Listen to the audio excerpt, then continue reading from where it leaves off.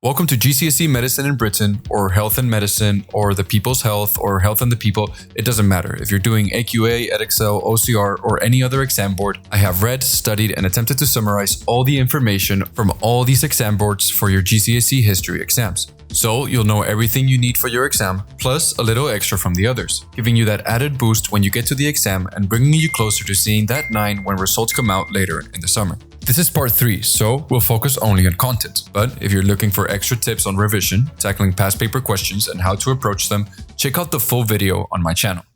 Let's get started.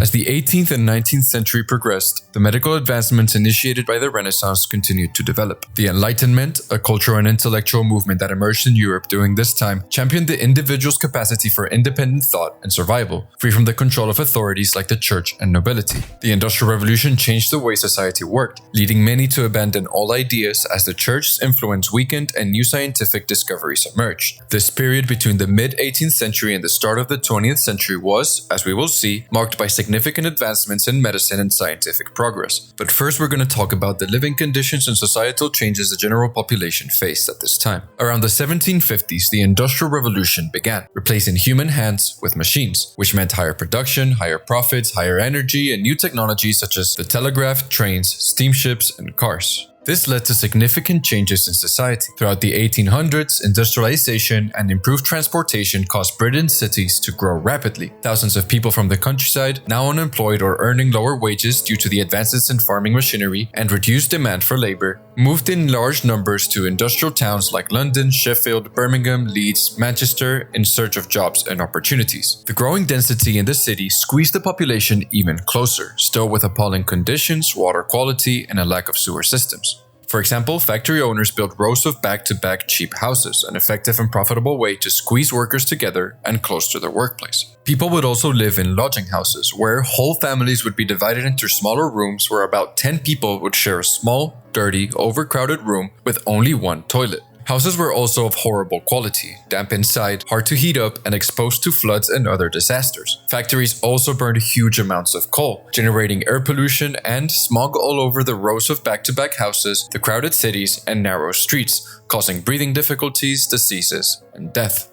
Due to these conditions, several diseases such as smallpox, typhoid, tuberculosis, and cholera thrived, killing millions in Europe and Britain. But this is a whole nother story, so we will talk about it later in the video.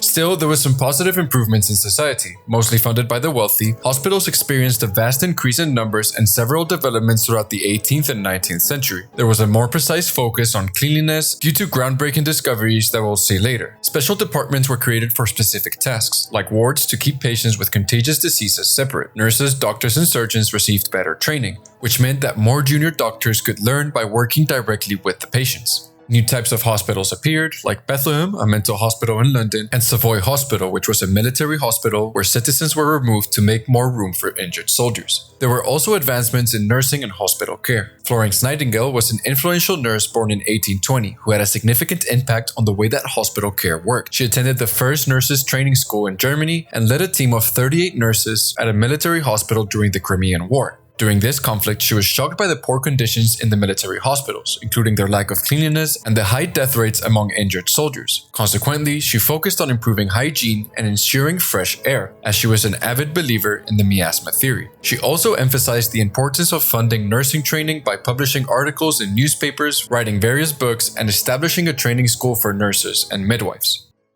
A key figure now working in these new and improved hospitals was Scottish doctor John Hunter. Born in 1728, Hunter was a pioneer in scientific surgery and an early advocate for scientific observation and medical education during the 18th century. He was trained as a surgeon at St. Bartholomew's Hospital and dedicated his career to the military and the collection of all sorts of animals and human specimens. By the end of his life, John Hunter had collected a total of 14,000 specimens, including the so-called Irish giant, a man who was famous around London for his huge height and size. Hunter was also a prominent doctor and a leading member of the Royal Society, responsible for training several important doctors such as Edward Jenner, who we will go into detail in a second. Most importantly for the development of surgery and medicine, Hunter encouraged and instilled into students to follow careful scientific methods when developing their skills, which became a stable practice for the future education of surgeons and doctors. You could say that John Hunter was a catalyst for the beginning of a medical revolution. By the 18th and 19th centuries, the ideas of Galen and the four humors began to lose relevance due to several discoveries.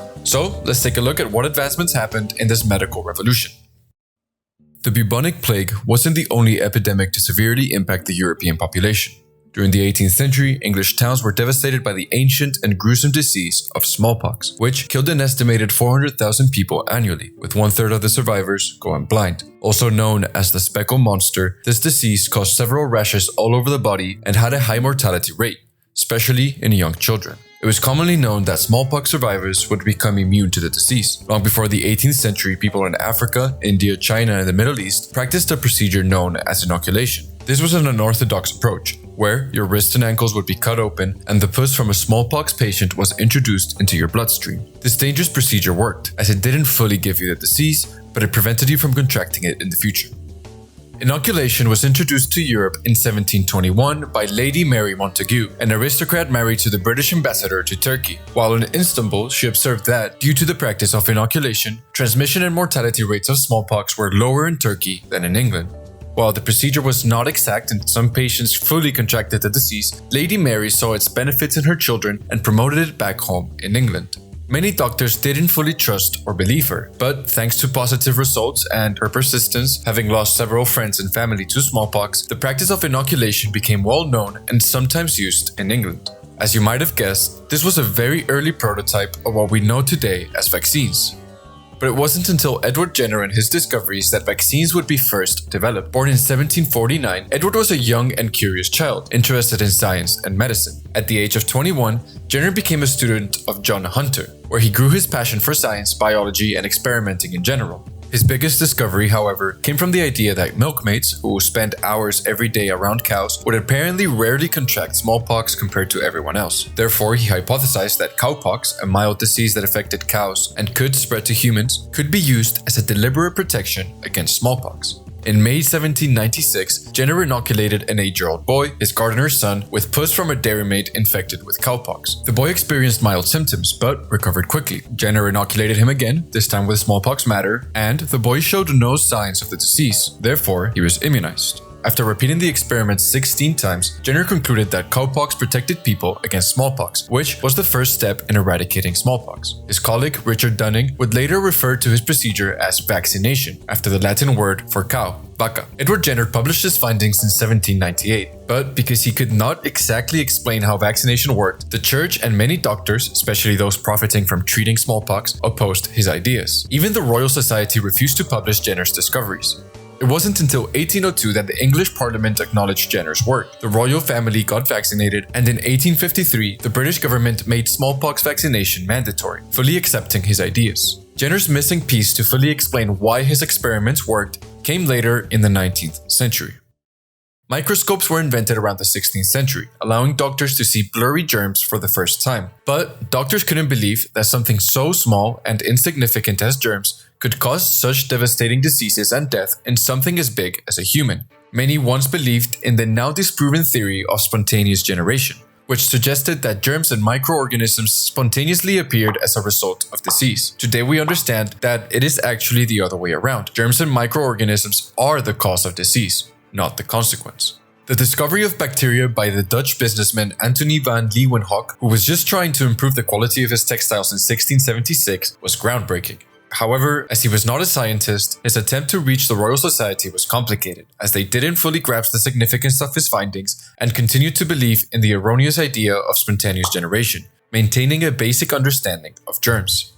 It wasn't until the French chemist Louis Pasteur that the theory of spontaneous generation was debunked, proving that germs, not chemicals or smells, cause decay and disease. While investigating why wine in France was spoiling, he discovered that bacteria was causing the problem. To prevent contamination, Pasteur used a simple procedure. He heated the wine up in a process now known as pasteurization, which is of course named after him. Today, this process is applied to many foods and beverages, particularly milk, to kill bacteria and make it safe to consume. Pasteur also proved that germs were all around us, some of them harmful and causing diseases. He proved this by adding broth to 2 swan flasks and boiling them to kill any germs. He then broke one of the flasks and left the other one sealed. As he saw that the one he exposed to the air went bad, he proved his theory that microbes were in the air and could cause diseases. Pasteur also saved the French silk industry and created vaccines for both chicken cholera and anthrax. He also developed the rabies vaccine, making significant advances in vaccinations, immunology, and preventative medicine. Pasteur's work was incredibly significant, publishing his findings on germ theory in 1861. He is a major reason why we wash our hands regularly today, why we can safely drink milk and know we're not going to die, and why doctors sterilize their tools and hands before treating patients. Although Pasteur's germ theory was correct, during the late 19th century his ideas were still debated, as most doctors at the time still couldn't believe that something so small could do so much damage. A German scientist, Robert Koch, expanded on Pasteur's ideas and became a major influence in the scientific revolution of the 19th century. Koch and his assistants perfected a lens to photograph microbes. They learned that dyes helped to make bacteria visible and identifiable under a microscope, and therefore published the first photographs of bacteria. He also developed a method to prove that microorganisms causes a disease with 4 rules known as Koch's postulates. First, the microorganism must be found in all sick animals, but not in the healthy ones. Second, it should be isolated from a sick animal and grown in a lab. Next, the lab-grown microorganism must cause the disease when introduced to a healthy animal. And finally, the same microorganism must be found in the newly sick animal. Thanks to his scientific methods and discoveries, Koch proved that germs were extremely diverse, identifying the microbe responsible for deadly diseases such as anthrax, cholera germs, and tuberculosis germs. His discoveries helped to set the standard for further understanding of germ theory and to develop various life-saving vaccines for the future. Koch and Pasteur were so influential that during the Franco-Prussian War of 1870, their respective governments heavily invested in their research to showcase superior scientific advancements and national pride. As I have mentioned before, Pasteur's and Koch's work was so revolutionary that many refused to believe it. But germ theory and its knowledge was brought and became prevalent in Britain thanks to the work of high-profile British doctors such as John Tyndall, who performed similar experiments as Pasteur to prove that microbes were present in the air, William Roberts, who argued that wounds that were exposed got infected more easily, and William Cheney, who translated Koch's works to English to be widely shared and understood by British doctors. Although medicine was improving in great ways all around the world, surgery was often a gruesome and risky procedure. If the operation didn't kill you, infections would most likely do. Surgeons didn't clean their hands or tools during operations. Patients were fully awake and in extreme pain, and the death toll was extremely high. However, pioneers during the 18th and 19th century hoped to overcome 3 common issues surrounding surgery: pain, infection, and bleeding. Before the 1800s, alcohol and opium were used to distract and relieve the patient during surgery, but they had little to no success in actually easing the pain.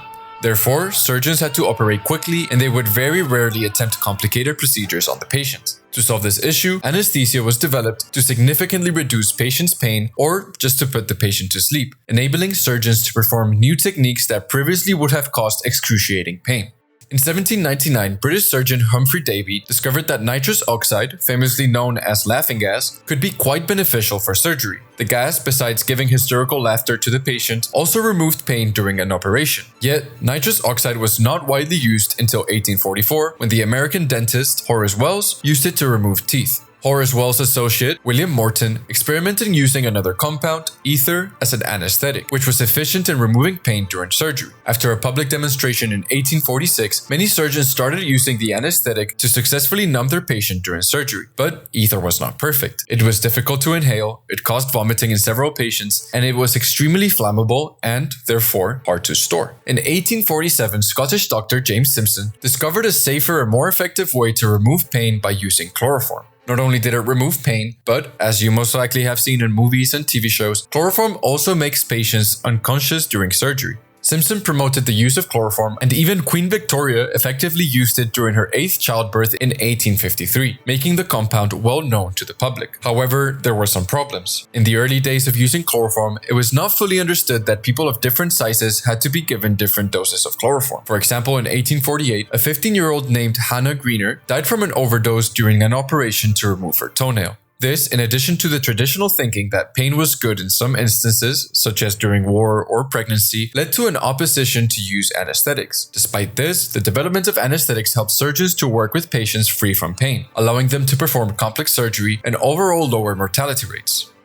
To deal with the problem of infection and recovery during surgery, Joseph Lister, a Scottish surgeon, read Pasteur's work and applied germ theory to the field of surgery. Knowing that germs were present in the air, he experimented using carbolic acid in 1865 to soak and therefore sterilize bandages and equipment.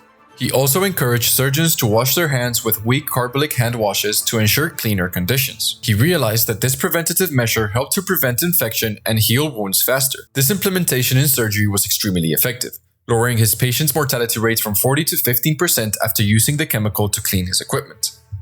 However, the use of carbolic acid also came with complaints and issues. Some doctors and nurses experienced irritations in their hands and eyes while operating, making surgery more difficult. To address this, American surgeon William Halsted asked the tire company to make rubber gloves for surgery. This innovation helped to advance the idea of aseptic surgery, which implements precautions to reduce the risk of infection.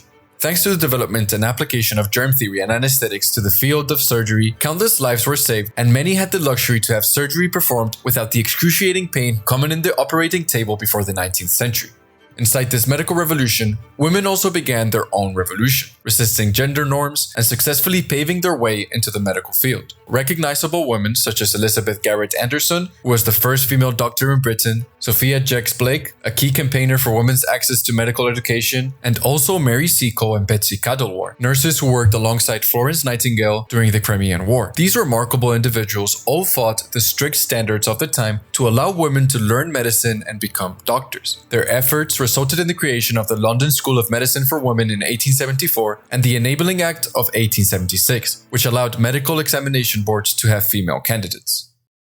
Now let's shift our focus back to public health. As you might remember, the Industrial Revolution led to rapid urbanization, crowded cities, and poor living conditions, which, combined with pollution and diseases, caused widespread public health issues. Cramped housing and poor waste management were major contributors to these problems. Shared privies and overflowing cesspits leaked into streets and water supplies, spreading deadly diseases like cholera. During and before the 19th century, the British government took a laissez-faire attitude towards public health and epidemics, meaning that they did not intervene and let things take their own course, believing it wasn't the government's place to interfere. However, the 1831 cholera outbreak, which killed an estimated 50,000 people, and further outbreaks in 1837, 1838, 1848, and 1853, moved the inactive government to look into the concerns and the appalling living conditions and public health at the time. But until the government did something about it, it was up to the individuals to attempt to record and raise concern for the awful living conditions in the nation. In 1837, birth and death records began to be recorded by William Farr, who proved that there was a link between living conditions and death rates. With the use of statistics and maps, he recommended that the government should be implicated in cleaning up the streets and building better infrastructure for the population.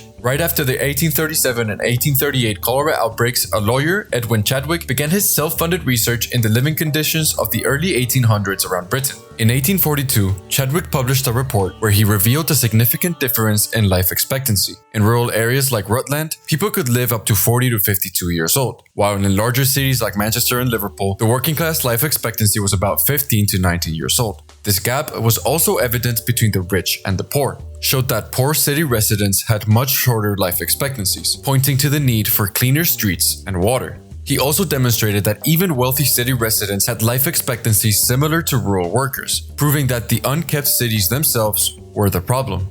Although Chadwick believed in the mistaken idea of miasma, his report helped to create awareness towards the correlation between the conditions of the working class in cities, all squished together, exploited, without clean sewers, streets, or water, and the deadly diseases growing and spreading in England. Cholera, also known as the Blue Death, was a deadly disease that thrived during the early Industrial Revolution. It was mistakenly believed that cholera was caused by miasma, leading people to clean their homes and light candles desperately during outbreaks, which did nothing. The disease was actually spread through water. There was no treatment, and most people who caught it died. The government hoped it would fix itself, and even voted against the Public Health Act in 1847.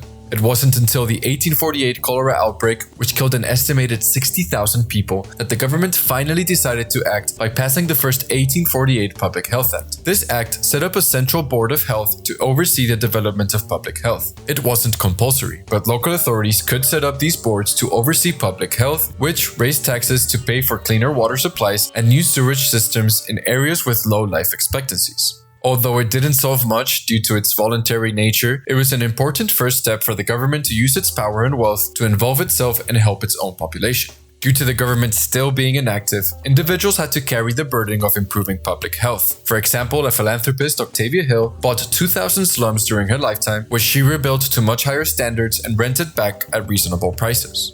John Snow, a well-respected doctor from London who was quite skeptical about miasma, wanted to learn how cholera was actually being spread throughout England. When cholera broke out again in Snow's hometown, Soho, London, in 1854, he decided to find out where this disease was coming from. This cholera outbreak killed around 20,000 people in London and 52,000 across England, so he conducted a study to create detailed maps of all deaths. The results of his study showed a strong link between the people getting sick and one specific water pump on Broad Street.